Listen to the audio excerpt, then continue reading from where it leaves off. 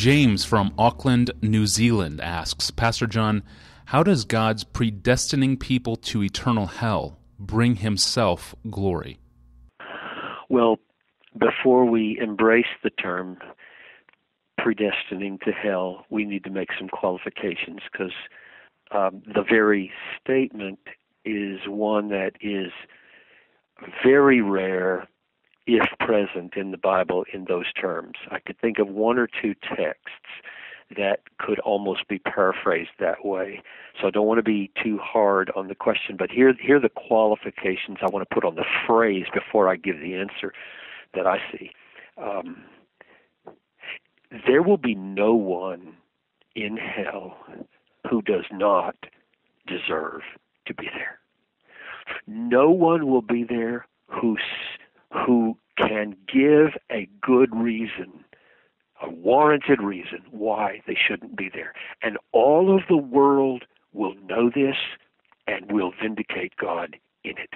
There will be no doubting of the justice of God at the last day. That's the first thing that has to be said biblically, is that no one will be in hell who doesn't deserve to be there. Second, no one will be in hell who's not in a state of rebellion against God. If we have any sense, people are being thrown there who are not in rebellion against God, but they're lovers of God, or they're repenting toward God, or they're embracing God, or they're somehow not in rebellion against God. That's just a foreign concept to the Bible. The only people who will suffer are people who've been opposing God and are at the present moment in hell opposing God, rejecting God.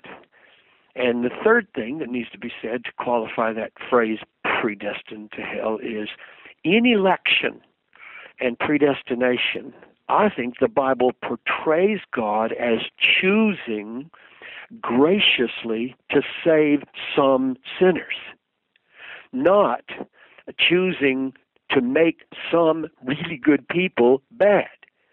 It always pictures him as rescuing sinners before the foundation of the world. Christ is slain for sinners before the foundation of the world in the mind of God. So with those three qualifications, the question is still a good one.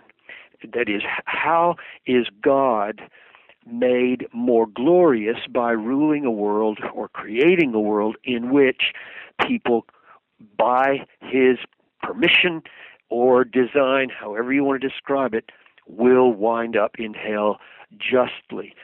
And the closest thing that I know to an answer in the Bible is found in the end of Romans 9, verses 22 and 23.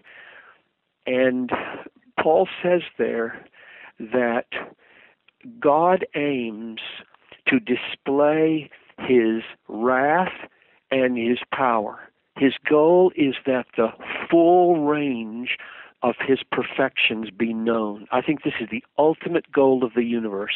God created the universe so that the full range of his perfections, including wrath and power and judgment and justice, would be displayed. And to do that, there is, as it were, a dark backdrop of the history of redemption called the fall and sin, and the acts of grace and the acts of mercy and the experience of salvation shine the more brightly against the backdrop of the fall and of sin, so that two effects happen that glorify God.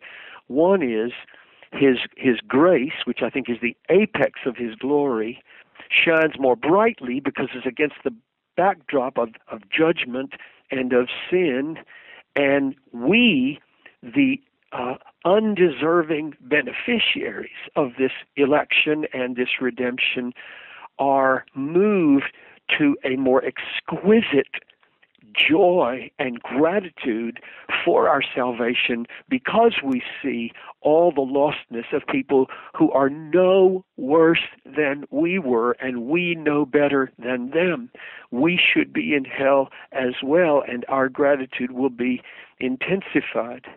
So at least those two senses, I would say, are the answer to his question. How does God get glory? He gets glory because his grace and mercy shine more brightly against the darker backdrop of sin and judgment and wrath, and our worship and our experience of that grace intensifies and deepens because we see we don't deserve to be where we are. Thank you, Pastor John, and thank you for listening to this podcast. Please email your questions to us at askpastorjohn@desiringgod.org. At desiringgod.org, you will find thousands of other free resources from John Piper. I'm your host, Tony Reinke. Thanks for listening. Tony Reinke, thanks for listening. Tony